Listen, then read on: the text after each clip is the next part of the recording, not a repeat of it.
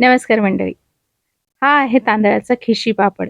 पण खिशी न काढता म्हणजेच तांदळाच्या पिठाची उकड न काढता अतिशय सोप्या पद्धतीने हे अगदी दुप्पट-तिप्पट फुलणारे पापड कशा पद्धतीने करायचे आहेत, त्याची खास अशी सिक्रेट रेसिपी घेऊन मी तुमच्यासाठी आलेली आहे.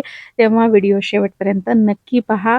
अगदी बारीक-सारीक टिप्स सांगितलेल्या आहेत, जेणेकरून तुमचे पापड बिघडणार नाहीत, पण अगदी झटकीपट तुम्ही हे पापड करू शकता. अशा छान-छान टिप्स आहेत आजच्या या व्हिडिओमध्ये.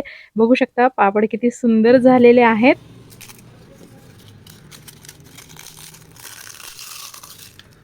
तर पाहिलत ना किती छान कुरकुरीत देखील झालेले आहेत. चला तर मग या खास रेसिपीला सुरुवात करूया. तर सगळ्यात आधी तांदळाचं पीठ बारीक असावं, ते चाळणीने चाळून घ्यायचं, जेणेकरून काही त्यामध्ये घाण असेल तर ती निघून जाईल. जाडसर कण असतील तर ते निघून जातील. आता एखाद्या कपाने, ग्लासाने हे पीठ जे आहे हलकंसं दाबून मोजून घ्यायचं आहे. आता मी इथे मेजरिंग कप घेतलेला आहे 250 ml चा. त्या कपाने बघा व्हिडिओमध्ये दाखवते आहे तशा पद्धतीने हलकंसं दाबून पीठ भरून घ्यायचं आहे. हे पीठ जे आहे वजनी प्रमाणामध्ये बरोबर 200 ग्रॅम आहे.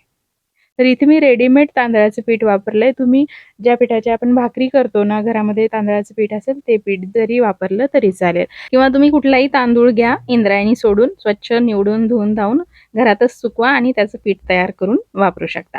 आता घ्यायचंय मिक्सरचं भांडं, त्यामध्ये हे 1 कप तांदळाचं पीठ आणि 1 कप थंड नॉर्मल पाणी घालायचंय आणि मिक्सरला हे फिरवून घ्यायचंय. यामुळे काय होईल, अगदी आपल्याला पिठाची उकड काढायचं कामच पडणार नाही आणि मस्त स्मूथ असं बॅटर आपलं इथे तयार होईल.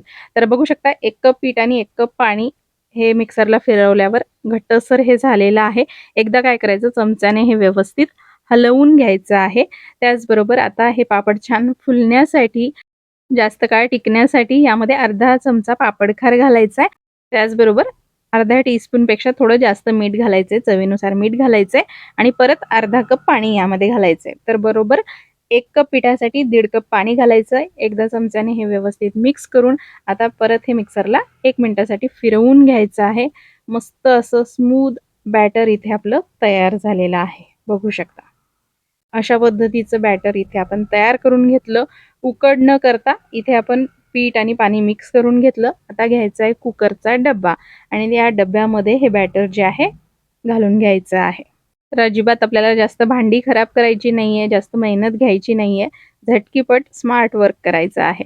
तर आता इथे कुकरमध्ये साधारण 1-1.5 ग्लास पाणी गरम करून घेतलं. कुकरची तीच प्लेट जी आहे ती ठेवलेली आहे आणि त्यावर आता हा डब्बा ठेवायचा आहे. डब्यावर एक झाकण ठेवायचं आहे, जेणेकरून झाकणाची वाफ आपल्या या मिश्रणात पडली नाही पाहिजे. त्याकरिता आता कुकरचं झाकण लावायचं आहे आणि मोठ्या आचेवर 5 शिट्ट्या करून घ्यायच्या आहेत. अगदी 5-6 मिनिटात 5 शिट्ट्या होतात आणि लगेचच गॅस बंद करायचा. पूर्ण वाफ जाऊ द्यायची आणि बघू शकता वाफेमुळे झाकणावर पाणी तयार होतं, म्हणून झाकण ठेवायचं. आणि इथे बघू शकता तुम्ही अजिबात उकड न काढता, पिठाची खिशी न घेता आपलं हे पीठ जे आहे पापडासाठी, कुरडईसाठी तयार झालेलं आहे. मस्तपैकी पीठ शिजल्या जातं, छानपैकी त्यामध्ये चिकटपणा येतो आणि पापड खार घातल्यामुळे तर छान आपले हे पापड हमखास फुलणारच आहेत. आता हे पीठ गरम असतानाच एका ताटामध्ये काढून घ्यायचं आहे आणि मॅशरच्या मदतीने मॅश करून घ्यायचं आहे किंवा तुम्ही प्लास्टिक बॅगमध्ये टाकून ग्लासाच्या साहाय्याने देखील मॅश करून घेऊ शकता. मॅशरच्या साहाय्याने थोडं मॅश करून घेते. इथवर मी अजिबात तेलाचा वापर केलेला नाहीये. तर पीठ मस्तपैकी शिजलेलं आहे. फक्त 1 मिनिट ही प्रोसेस करून घ्यायची, जेणेकरून सगळं पीठ व्यवस्थित एकजीव होईल. आणि त्यानंतर आता यामध्ये थोडेसे मसाले घालूयात. तर अगदी अर्धा चमचा जिरं हातावर चोळून घालायचं. पाव चमचा चिली फ्लेक्स घातलेली आहे आणि थोडीशी ओली कोथिंबीर इथे मी बारीक चिरून घालते आहे.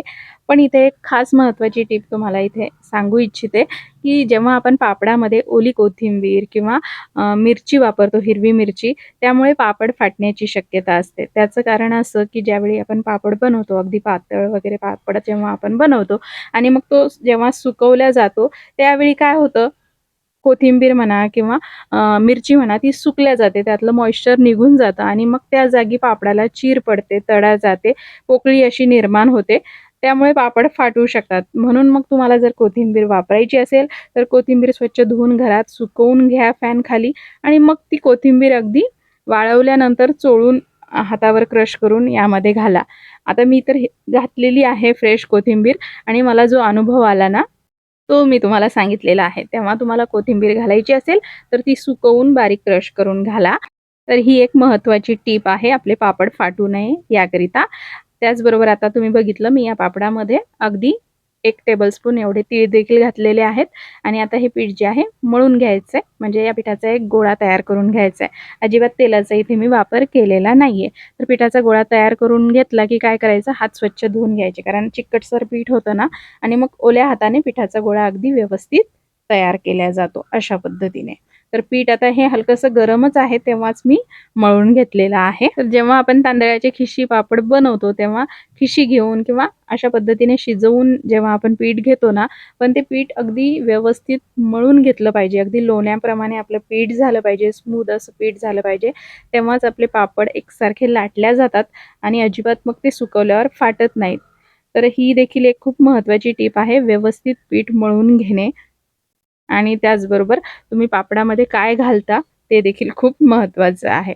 तर आता पिठाचे गोळे तयार करून घ्यायचे आहेत. 3 पिठाचे गोळे इथे मी तयार करून घेते.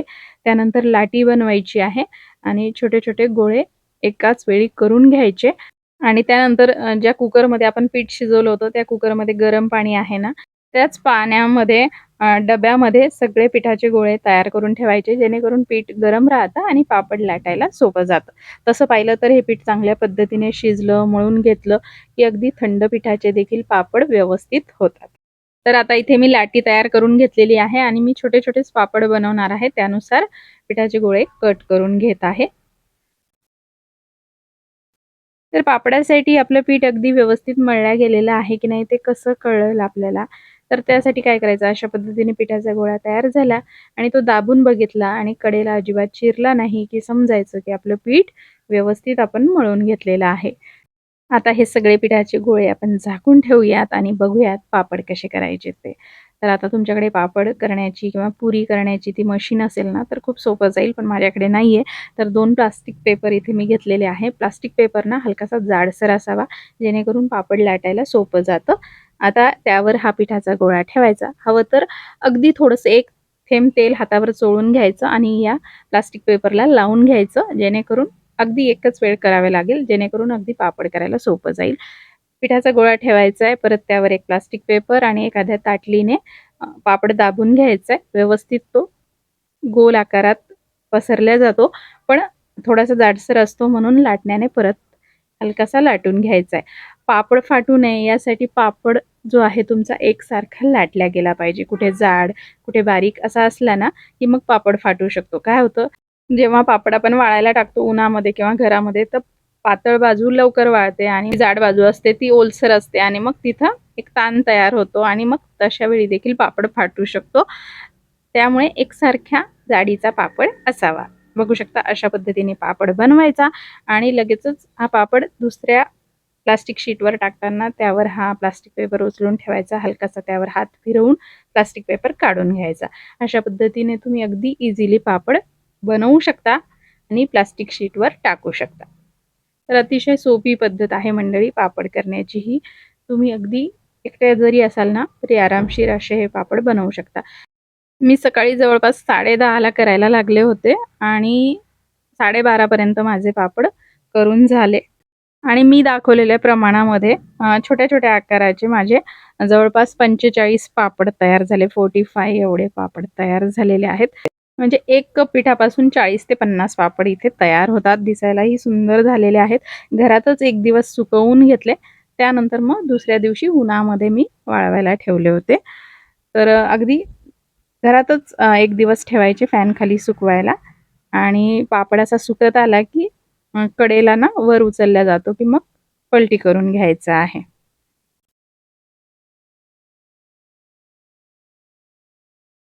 तर अशा पद्धतीने तुम्ही हे खिचे पापड नक्की करून पहा.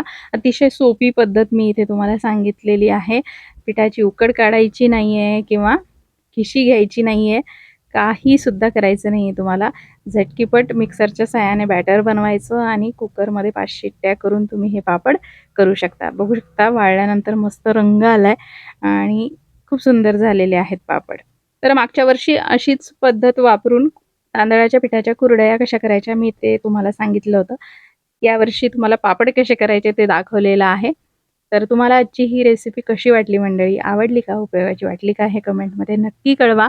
आणि रेसिपी जर खरंच उपयोगाची वाटली असेल तर प्लीज व्हिडिओला लाईक करा, जास्तीत जास्त शेअर करा. त्याचबरोबर आपल्या शुभांगी स्किल्स रेसिपीज चॅनलवर तुम्हाला उन्हाळी वाळवणाच्या अनेक रेसिपीज मिळतील. त्याची एक प्लेलिस्ट मी बनवलेली आहे.